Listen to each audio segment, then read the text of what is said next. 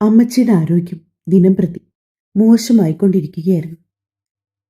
പക്ഷേ എൻ്റെ ഉദരത്തിൽ ഒരു ജീവൻ വളരുന്നുണ്ടെന്ന സത്യം ആരോടും പറയാനാകാത്ത വിധം ഒരു കെണിയിൽ അകപ്പെട്ടതുപോലെയായിരുന്നു.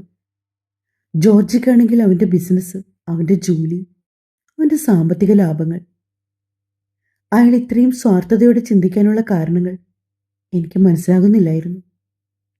ഈ കുഞ്ഞിനെ എനിക്ക് ജീവനോടെ വേണമെങ്കിൽ ഇവിടെ നിന്ന് എങ്ങോട്ടേക്കെങ്കിലും ഓടിപ്പോകണമെന്ന ചിന്ത എൻ്റെ ഉള്ളിൽ ശക്തമായി തുടങ്ങി. അമ്മച്ചിയെ നോക്കാൻ ബന്ധുക്കളായി ചിലരൊക്കെ വീട്ടിലുണ്ടായിരുന്നെങ്കിലും അവരെപ്പോഴും എൻ്റെ സാന്നിധ്യം ആഗ്രഹിച്ചിരുന്നുവെന്ന് ഞാൻ അറിഞ്ഞു. ആ കുടുംബത്തിൻ്റെ ഭാവി എന്ന നിലയിലാണ് അമ്മച്ചി എന്നെ കണ്ടിരുന്നത്. സ്വന്തം മകൻ വിവാഹിതനാകുന്നതും അവനൊരു കുഞ്ഞുണ്ടാകുന്നതുമൊക്കെ കാണാൻ അവർ അത്രമേൽ കൊതിച്ചിരുന്നു. അന്ന് ഉച്ച കഴിഞ്ഞ് അമ്മച്ചിക്ക് കുടിക്കാനുള്ള ചൂടുവെള്ളവുമായി ഞാൻ അടുക്കളയിൽ നിന്നും ഇടനാഴിയിലൂടെ നടക്കുകയായിരുന്നു. പെട്ടെന്നാണ് എൻ്റെ കാഴ്ചകൾ മങ്ങാൻ തുടങ്ങിയത്. തലച്ചോറിനെ തുളച്ചു കയറിയ കടുത്തിയൊരു തലകറക്കത്തിൽ ചുറ്റുമുള്ളതെല്ലാം ഒരു പുകമറ പോലെയായി. സഹായത്തിന് ആരെ വിളിക്കും? നെഞ്ചുപൊട്ടി അലറി വിളിക്കണമെന്നുണ്ടായിരുന്നു. ജോർജി വീടിൻ്റെ ഏതോ മൂലയിലുണ്ട്. എപ്പോഴും മൊബൈലിൽ നോക്കി ആരുടെയൊക്കെയോ കോളുകളിൽ മുഴുകിയിരിക്കുന്ന അവൻ. അമ്മച്ചിയുടെ അസുഖത്തിലോ ഈ കുടുംബത്തിൻ്റെ സങ്കടങ്ങളിലോ ഒന്നിനും ഇടപെടാത്ത ഒരവസ്ഥയിലായിരുന്നു. എനിക്ക് ശ്വാസമെടുക്കാൻ കഴിഞ്ഞില്ല. നിലവിളിച്ചുകൊണ്ട് ഞാൻ ആ തറയിലേക്ക് ബോധമറ്റ് വീണു. വീഴുമ്പോൾ പോലും എൻ്റെ ഉള്ളിലെ അമ്മ പിടയുന്നുണ്ടായിരുന്നു. ബോധം മറിയുന്ന ആ സെക്കൻഡിലും എൻ്റെ കുഞ്ഞിന് എന്തെങ്കിലും സംഭവിക്കുമോ എന്ന ഭയം അതുമാത്രമായിരുന്നു എനിക്ക്. ഒന്നും സംഭവിക്കാതിരിക്കാൻ എൻ്റെ രണ്ട് കൈകളും ഞാൻ അടിവേറിലേക്ക് അമർത്തിപ്പൊത്തി പിടിച്ചു. ആരൊക്കെയോ ഓടി വരുന്നതും കരയുന്നതും തറവാട്ടിൽ വലിയൊരു ബഹളം ഉയരുന്നതും ഒരു സ്വപ്നത്തിൽ എന്നതുപോലെ ഞാൻ അറിഞ്ഞു. ഒടുവിൽ ജോർജ് എന്നെ കൈകളിൽ കോരിയെടുത്ത് കാറിൻ്റെ ഡോർ തുറന്ന് സീറ്റിലേക്ക് കിടത്തിയതൊക്കെ മങ്ങിയ ഓർമ്മയിൽ എൻ്റെ മനസ്സിൽ തെളിയുന്നുണ്ടായിരുന്നു.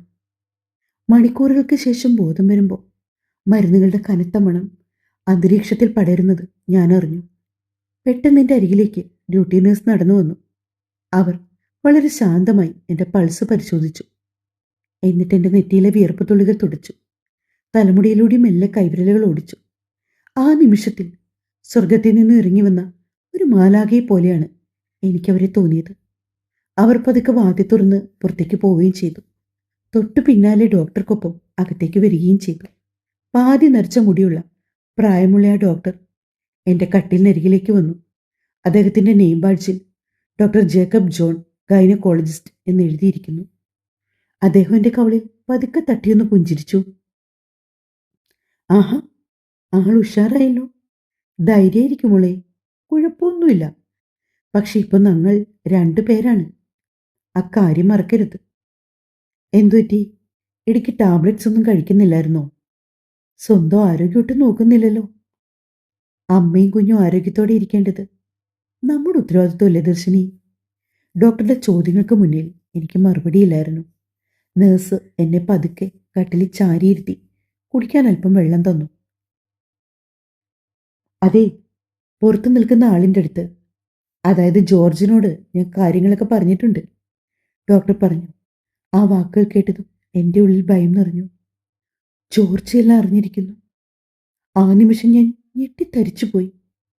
അവിടെ നിന്ന് എങ്ങോട്ടെങ്കിലും ഇറങ്ങി ഓടിയാലോന്ന് വരെ ചിന്തിച്ചു. കരാർ ലംഘിച്ച് അവൻ്റെ കുഞ്ഞിനെ വയറ്റിൽ ചുമന്നു നടക്കുന്ന ഒരു സ്ത്രീയാണെന്നും സ്വന്തം കാര്യം സാധിക്കാനും കൂടുതൽ പണം തട്ടിയെടുക്കാനുമാണ് ഞാൻ ഈ ഗർഭം ഒളിപ്പിച്ചു വച്ചതെന്നും അവൻ ചിന്തിക്കുമോ എന്നായിരുന്നു എൻ്റെ പേടി. ഡോക്ടർ പുറത്തേക്ക് പോയതിനു പിന്നാലെ ശക്തമായി വാതിൽ തുറന്നുകൊണ്ട് ജോർജ് അകത്തേക്ക് കയറി വന്നു. അവനെ അഭിമുഖീകരിക്കാനുള്ള ഭയം കൊണ്ട് ഞാൻ കണ്ണുകൾ ഇറുക്കി അടച്ചു കിടന്നു. അയാളിൽ നിന്നും എന്തൊരു പ്രതികരണമാണ് ഉണ്ടാകുക എന്ന് എനിക്ക് ഊഹിക്കാൻ പോലും കഴിയുമായിരുന്നില്ല. പതുക്കെ എൻ്റെ കട്ടിലിനരികിലേക്ക് നടന്നു വന്നു. ബെഡിൽ കിടന്നിരുന്ന എൻ്റെ കൈകളിൽ അവൻ പതുക്കെ വിരലുകൾ കോർത്തു. അവൻ്റെ ആ തലോടലറിഞ്ഞപ്പോൾ ഞാൻ മെല്ലെ കണ്ണുകൾ തുറന്നു.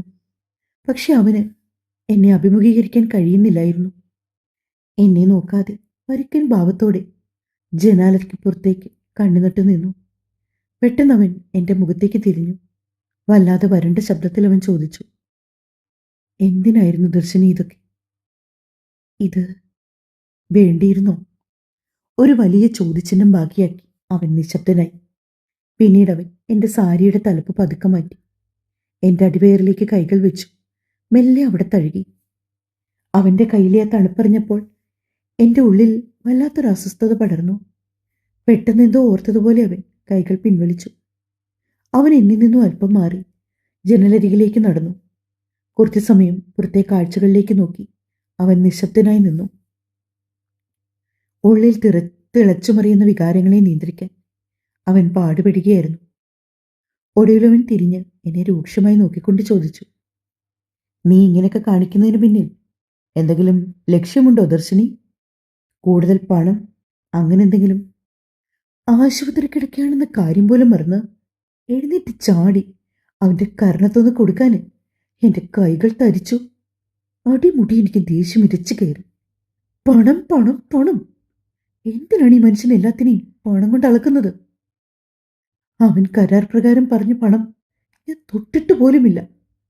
എങ്കിലും കടിച്ചമർത്തിയ സങ്കടത്തോടെ ഞാൻ നിശബ്ദയായി കിടന്നു. അവനോടൊന്നും മിണ്ടാൻ എനിക്ക് തോന്നിയില്ല.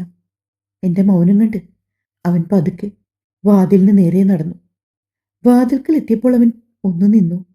തിരിഞ്ഞു നോക്കാതെ പറഞ്ഞു, ദർശിനി, എന്റെ സാഹചര്യങ്ങളെപ്പറ്റി എത്ര പറഞ്ഞാലും നിനക്ക് മനസ്സിലാവില്ല. ശരിയാണ്, എന്നെപ്പറ്റി ഞാൻ നിന്നോടൊന്നും തുറന്നു പറഞ്ഞിട്ടില്ല. നീ കണ്ട ജോർജ് മാത്രമല്ല, നീ അറിയാത്ത മറ്റൊരു ജോർജ് കൂടിയുണ്ട്. അത്രയും പറഞ്ഞുകൊണ്ടവൻ പുറത്തേക്ക് നടന്നു. വാതിൽ കനത്തിൽ വലിഞ്ഞടയുന്ന ശബ്ദം കേട്ടപ്പോൾ ഞാൻ വീണ്ടും കണ്ണുകൾ ഇറുക്കിയടിച്ചു. ഇനി എൻ്റെ ജീവിതത്തിൽ എന്താണ് സംഭവിക്കാൻ പോകുന്നതെന്ന് എനിക്കൊരു നിശ്ചയവുമില്ലായിരുന്നു. ഡിസ്ചാർജ് ആകുന്നതുവരെ. പിന്നീട് ജോർജി ആ റൂമിലേക്ക് വന്നതേയില്ല. എനിക്ക് വേണ്ടി സംസാരിക്കാൻ അവിടെ ആരും ഉണ്ടായിരുന്നില്ല. ഒടുവിൽ ഡോക്ടർ വീട്ടിലേക്ക് വിളിച്ച് വിവരം അറിയിച്ചതുകൊണ്ട് അപ്പച്ചൻ ആശുപത്രിയിലെത്തി. വാതിൽ തുറന്ന് അകത്തേക്ക് വന്ന അപ്പച്ചന്റെ മുഖത്ത് വല്ലാത്തൊരു പ്രകാശമുണ്ടായിരുന്നു. വലിയൊരു സന്തോഷം ആ വൃദ്ധന്റെ കണ്ണുകളിൽ തിളങ്ങി നിന്നു. അദ്ദേഹം എൻ്റെ കട്ടിലിനരികിലേക്കിരുന്നു. എൻ്റെ മുടിയിഴകളിൽ പതുക്കെ തഴുകി. വിറയ്ക്കുന്ന കൈകൾ കൊണ്ട് എൻ്റെ കൈകൾ കൂട്ടിപ്പിടിച്ചു.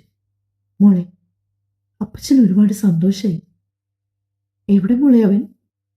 ഡോക്ടർ വിളിച്ചു പറഞ്ഞതുകൊണ്ടാണ് ഞാൻ വേഗം ഇങ്ങോട്ട് പോകുന്നത്. ജോർജ് എവിടെ? അവനെ പുറത്തൊന്നും കണ്ടില്ലല്ലോ. അപ്പച്ചൻ ആകുലതയോടെ ചുറ്റും തിരിഞ്ഞു. ഞാനൊന്നും മിണ്ടാതെ തറയിലേക്ക് കണ്ണുനട്ടിരുന്നു. ജോർജ് എന്നെയും അവന്റെ സ്വന്തം ചോരയെയും ഈ ആശുപത്രിയിൽ ഉപേക്ഷിച്ചിട്ട് എങ്ങോട്ടോ ഒളിച്ചോടിയിരിക്കുന്നു എന്ന സത്യം ആ പാവം അപ്പച്ചനോട് ഞാൻ എങ്ങനെ പറയും? ഞാൻ അപ്പച്ചന്റെ കൈകളിൽ മുറുക്കി പിടിച്ചു.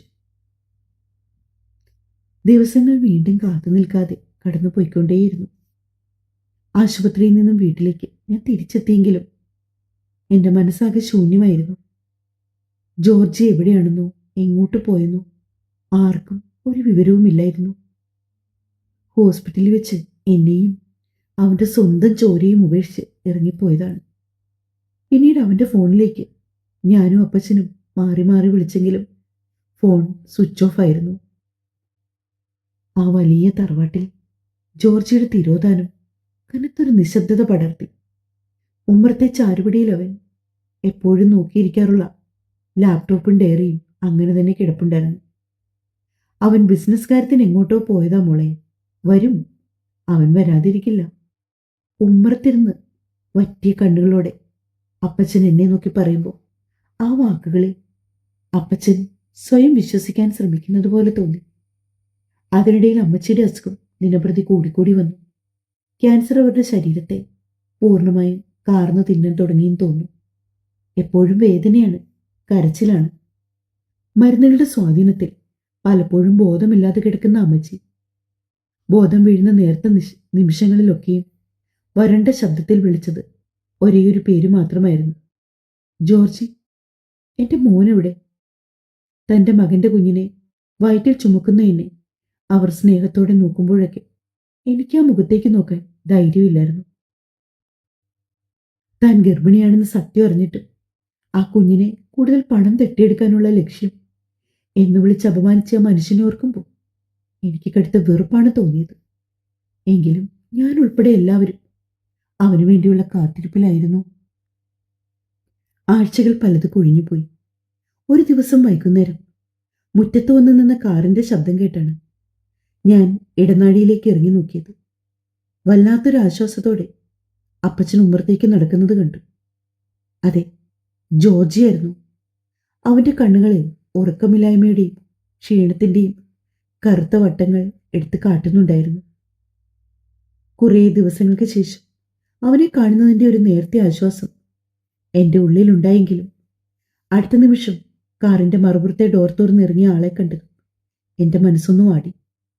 ജൂലി! എന്റെ നാവുകൾ ഉരുവിട്ടു. ആശ്രയത്തിനായി ഞാൻ ഉമ്മറത്തെ ചാരുപടിയിൽ കൈകൾ മുറുക്കി പിടിച്ചു. വെള്ള ചുരിദാറിട്ട് കയ്യിലൊരു ചെറിയ ബാഗുമായി അവൾ ജോർജിക്കൊപ്പം കാറിൽ നിന്നിറങ്ങി പടികൾ കയറി വരുന്നു. റെയിൽവേ പ്ലാറ്റ്ഫോമിൽ വെച്ച് ജോർജിയുടെ കൈപിടിച്ച് എന്നെ നോക്കി പരിഹസിച്ച് ചിരിച്ച അവൾ വീണ്ടും എന്റെ മുമ്പിലേക്ക് വന്നിരിക്കുന്നു. എന്റെ നെഞ്ച് പടപടാന്നിരിക്കാൻ തുടങ്ങി. കണ്ണുകളിൽ ദേഷ്യവും സങ്കടവും ഒരുപോലെ നിറഞ്ഞു വന്നു. ചാരുകസരയിൽ നിന്ന് എഴുന്നേറ്റ് പുറത്തേക്ക് നോക്കുന്ന അപ്പച്ചന്റെ മുഖത്തും ആശങ്ക നിറയുന്നത് ഞാൻ അറിഞ്ഞു.